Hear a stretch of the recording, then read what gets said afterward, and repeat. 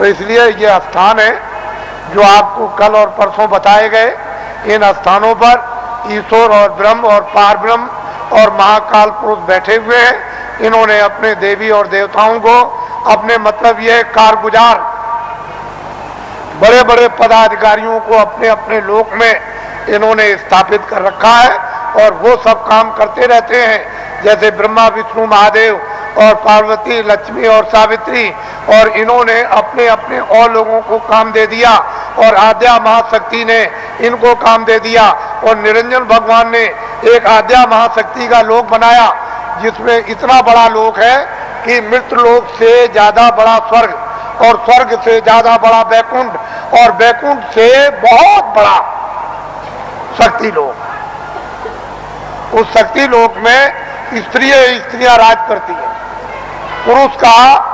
पुरुष स्वरूप का यानी पुरुष रूप का और पुरुष की शकल का नाम और निशान नहीं है।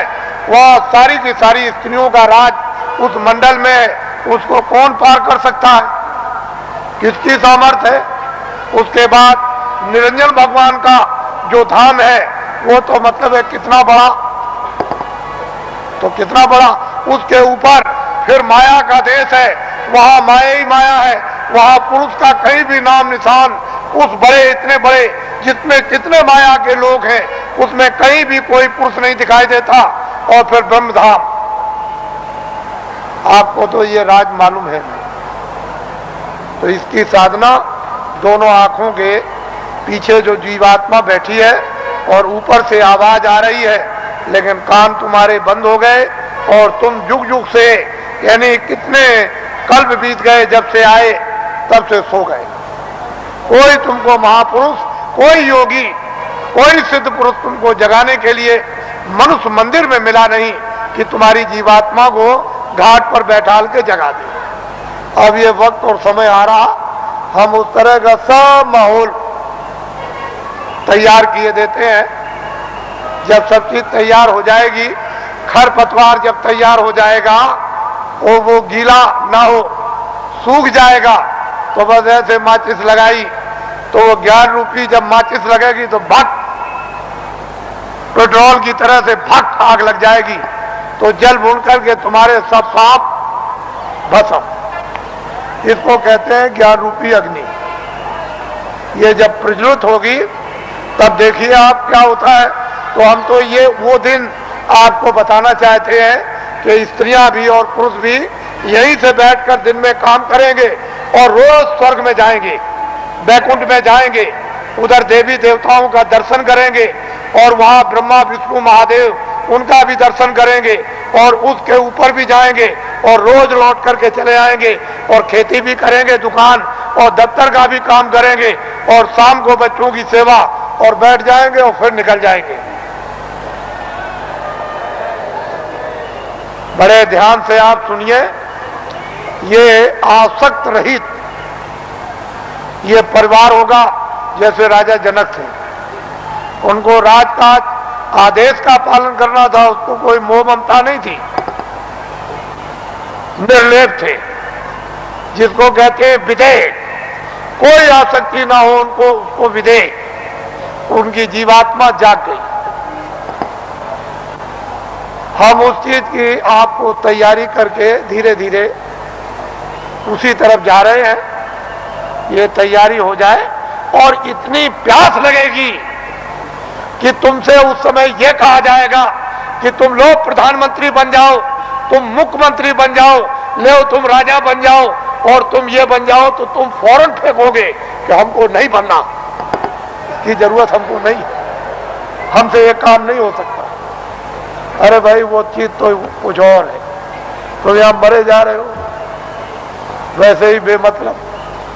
अरे महात्माओं के पास आकर के कुछ काम करो तो कुछ काम भी हो जाए, महात्माओं के आदेश का पालन करो, दुनिया सब समझ में आ जाए, गृहस्थ आश्रम भी, समाज भी और देश भी समझ में आ जाए और तुम सब लोग निर्लेप रहो और शरीर का, परिवार का, सब तरह का क्षणिक सुख भी ले लो और आत्मा को जगा करके सच्चा आनंद प्राप्त कर लो। असली काम क्यों नहीं, नकली में फंसे फंसे फंसे फंसे। और ये जो नशे चढ़ा रखे आपने, एक नशा कितने नशे तुमने चढ़ा रखे, और नशों को जो आपने चढ़ा रखा है तो किस तरह से तुम बदहोश हो, होश ही नहीं, कुछ होश नहीं है। तो इसलिए आप थोड़ा सा समझ से काम लो, बुद्धि से, और जाग करके संदेश सुनो, सो करके मत सुनो। वही मनुष्य है जो जाग करके सुनता और फिर वो अमल करता है। जैसे वस्त्र पहन लिया तो ठंडी दूर हो जाएगी, गर्मी दूर हो जाएगी, बरसात की हवा नहीं लगेगी, लेकिन जब तुम उस वस्त्र का अमल ही नहीं करोगे, वस्त्र पहनोगे नहीं, शील क्षमा संतोष विरय विवेक ये एक वस्त्र है जो पहन लिया जाता है, तो काम क्रोध लोभ मोह अहंकार पता नहीं किधर चले गए। अभी आपने इसका वस्त्र पहना तो आपको क्या मालूम होगा कि वस्त्र कपड़ा कैसा होता है। तो आप लोग आज, क्योंकि बहुत से लोग सुबह भी आ गए, रात को भी, नामदान तो कल हुआ था, यह नामदान सर्वोपरि दान है। इसको ऐसा मत समझिए, वक्त और समय आएगा तो लोग बहुत भटकेंगे इसके लिए। जो आज इसकी अवहेलना तिरस्कार करेगा उसको 200-200 मील 400-400 मील 500-500 मील दौड़ करके जाना पड़ेगा। ये अभी से मेरी बातों को याद रखिए। ये नामदान सर्वोपरि दान है और ये आत्मा के धन का दान है, आत्मा के ज्ञान का, आत्मा की सिद्धि का और आत्मा की शक्ति का और आत्मा के अमृत का ये सच्चा दान है। ये बाहर का वो छाया का दान नहीं है। इसलिए वो मंत्र नहीं है जो गुरु मंत्र, ये गुरु दीक्षा नहीं है, ये आत्म मंत्र है, आत्म दीक्षा है। इसलिए इसको नामदान कहते हैं। आप लोग इसको सम्मान से ले लो और ये सबके काम आएगा। हिंदू मुसलमान सिख ईसाइयों के छोटे बड़े बच्चे और बच्चियों के ये अमूलक वस्तु है, ये हीरे जवाहरात से नहीं मिलेगी। चाहे जितना भी दुनिया में बांटो, जब उस प्रभु की कृपा हो जाएगी उन महात्माओं पर तभी वर्षा होगी। इसके पहले कुछ छेड़ने वाला नहीं, पत्ता नहीं हिलेगा। लेकिन जो दया उनकी हो गई कि इन आत्माओं को अवसर दे दो, इनको मौका दे दो, इन पर वर्षा कर दो और ये बीज डाल दो, जब वो ऋतु और समय आएगा तो जम जाएगा। महात्मा फकीरों की मेहनत व्यर्थ नहीं जाती। तो मैं आदेश का पालन कर रहा हूं और ये सर्वोपरि आत्मदान आपको दे रहा हूं, उसको आप सम्मान से ले लो।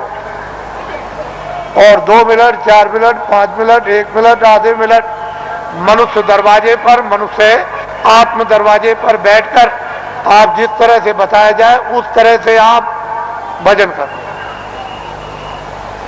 यहीं पर अगर दरवाजे पर बैठ करके आपने भजन कर लिया तो रिद्धियों सिद्धियों का सबका भंडार उदय हो जाएगा। यहीं से सब चीजें मिलने लगेंगी। लेकिन दरवाजा नहीं मिला और वहां बैठ करके भजन नहीं किया तो कुछ मिलने वाला नहीं है। वैसे ही खाली आए हो, अज्ञान में आए और अंधकार में आए, रोते हुए आए। जब जाने का समय होगा तो ज्ञान रखवा लेगा, देखना रखवा लेगा, सुनना और बोलना रखवा लेगा और एक पीछे से ठोकर मारकर रवाना कर देगा। इसलिए आप लोग संभल करके रहो। हम तो कोई जय गुरुदेव है नहीं। इस किराए के मकान का नाम आपका ही रखा हुआ, जो रखवाया होगा उस समय के पंडितों से, यह नाम तुलसीदास है। और जय गुरुदेव नाम उस परमात्मा का, ईश्वर का, भगवान का, उस सर्वशक्तिमान, उस ब्रह्म का, उस अल्लाह ताला यानी खुदा और गाड का नाम। ये किसी इंसान आदमी का नाम नहीं। तो जो नाम मैं भगवान का बोलूंगा सब लोग एक साथ बोलेंगे, आगे पीछे नहीं। जो नाम बोलता जाऊं सब लोग उच्चारण करना, जिससे हमको मालूम हो कि आप शुद्ध नाम का उच्चारण कर रहे हो। जब मैं बोल बंद हो जाऊं तो आप भी बंद हो जाना।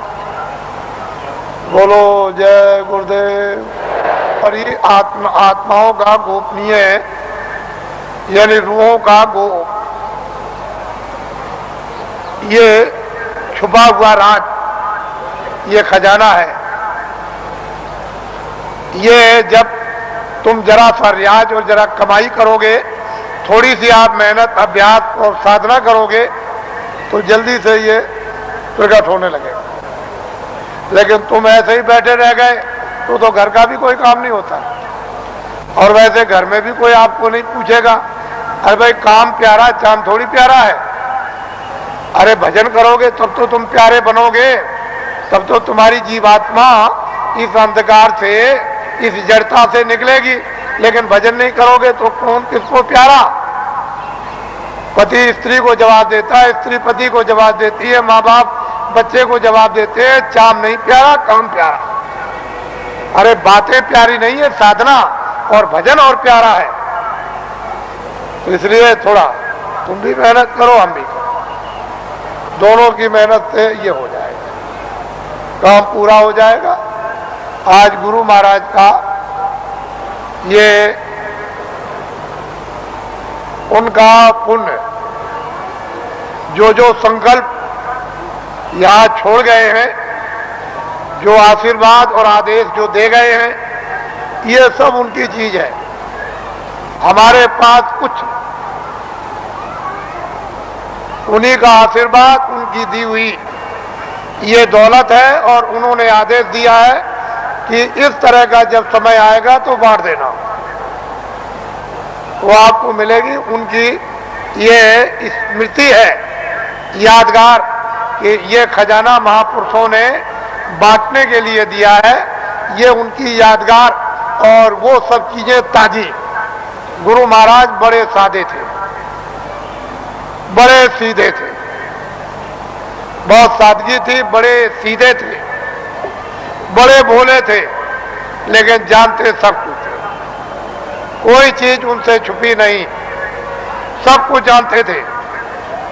और उन्होंने ये संकल्प, तो उनका ये संकल्प है कि जीवों को बहुत लाभ होगा, रूहानियत का, आध्यात्मिकता का।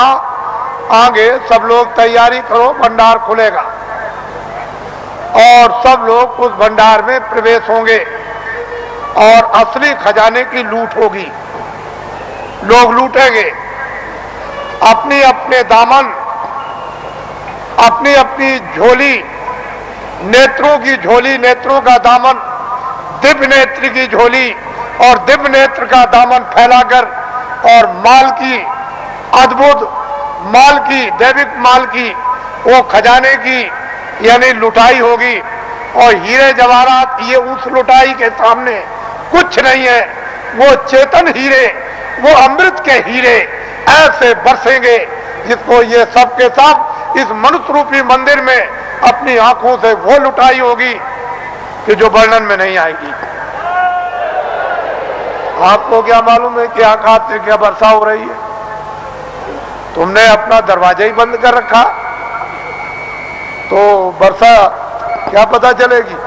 अरे दरवाजा तो खोलो, मुंह तो खोलो, तब वर्षा मालूम हो कि कैसी वर्षा हो रही है अखंड। महात्माओं ने जो कुछ भी वर्णन किया है वो कटु सत्य है, उसमें जरा सा भी कोई गुंजाइश नहीं। तो ये उनकी पुण्यतिथि है और उन्हीं के संकल्प का ये आपको प्रसाद। वो तो देने का एक आधार तो चाहिए, तो कोई आधार आपको, जो आधार है वो आपको दिया जाता है कि इसको आप संभाल करके ले जाएंगे। हो सकता है कि साल भर आपको अवसर न मिले, तो इसको आप प्रसाद को संभाल करके रखेंगे और जरूरत पड़ने पर आप इससे काम लेंगे। अपनी व्याधियों में, परेशानियों में कभी कभी ऐसा भी होता है कि हे मालिक, हमको कुछ नहीं चाहिए, जितने दुख हमारे कर्मों के हों वो जल्दी से जल्दी हमको दे दीजिए, लेकिन प्रार्थना यह है कि बर्दाश्त जरूर दीजिएगा और हमको आत्मधन लुटा दीजिए। तो इसलिए भी आत्मधन की लूट के लिए भी प्रसाद खाते हैं। ये तो मुख्य चीज है, लेकिन कभी कभी तरह तरह के कष्ट तरह तरह की परेशानियां, तरह तरह की हैरानियां परिवार में, बीमारियां परिवार में, बच्चों में और बच्चियों में, पत्नी में और पति में, भाइयों में, माँ में, पिता में, अड़ोसी में, पड़ोसी में, जात में, बिरदारी में, समाज में, दफ्तरों में और राज में और इसमें और उसमें, ये तरह तरह की जो बीमारियां, जो रोग लग गए हैं, उनके लिए भी लाभदायक।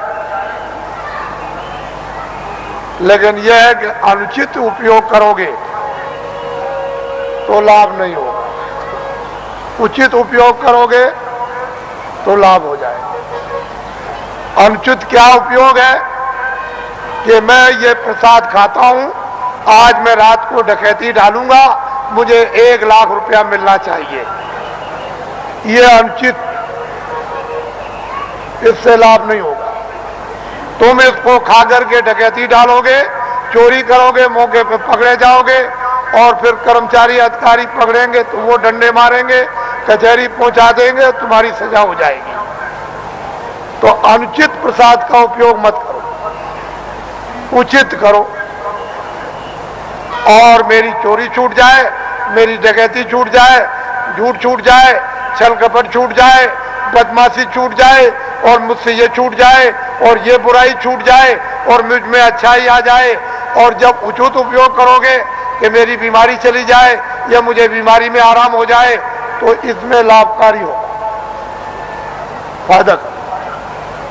ये इसलिए बातें आपको बताए देता हूं कि आप श्रद्धा से, आस्था से आपने रात को तपस्या की है ठंडी में।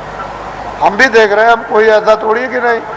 आपको क्या मालूम कि रात को मैं कैसे घूम रहा था, किसी को नहीं पता कि मैं कैसे निकल के, किसी ने नहीं पहचान पाया, कोई भी सड़क पर पहचानने वाला नहीं मिला। तो आपको तो ये जानना चाहिए कि मतलब ये है कि मैं देखता हूँ, ऐसा थोड़ी है कि मतलब मैं अंदर घुस गया तो मैं देखूं और समझूं नहीं उसको। तो ये सब मैं देखता हूँ कि आप अंगों से तपस्या कर रहे हो और तपस्या का फल आपको मिलेगा। ठीक है, आपने शरीर से गुनाह किए हैं, बुरे काम किए, पाप किए हैं, आपने, ये ठीक है कि आपके ऊपर जमा है, लेकिन तपस्या अपनी जगह। वो तो धीरे धीरे धीरे धीरे जिसका ढेर ज्यादा हो जाएगा और फिर एक दूसरे में मिलने लगेगा, तो मिलकर के एक दूसरा अच्छा और खराब खून शोधन करके और खराबी को निकाल देता। वो तो अपने तरीका है। लेकिन यह है कि तपस्या तो तपस्या ही है। तो आपको मैं और कुछ नहीं कहूंगा, क्योंकि ये गुरु महाराज की ये विशेष कृपा और दया यादगार दिन है। आज मैं आपके सामने नामदानी देकर इसको समाप्त करूंगा। ये लोग जो अभी प्रसाद ले रहे हैं वो उसी तरह से, यानी प्रसाद को ले लें, अच्छा रहेगा और वो उनके लिए जरूरी है। ठीक है, आप इधर आओगे तो ठीक है, लेकिन वो भी संकल्प ही किया, यानी दया मांगी हुई है। तो जब दया मांगी हुई है और वो एक आपके लिए सुलभ है, तो आप क्यों इधर उधर यानी हाथ पैर पीठ पटकते हो? जो चीज मिल रही उसको तो पहले ले लो, और कुछ मिल जाएगी वो भी ले लेना। अरे भाई, इसके माने ये थोड़ी है कि अगर कोई 10 दे तो 10 भी ले लो, और कोई ये दे दे तो और भी ले लो, कोई एक दवा दे दे तो वो ले लो, और कोई उससे भी अच्छी दे दे उसको भी ले लो। तो ऐसा क्यों कि बस हम नहीं लेंगे? अरे रोग तो रोग ही है, बीमारी तो बीमारी, भूल भटक तो गुरुदेव।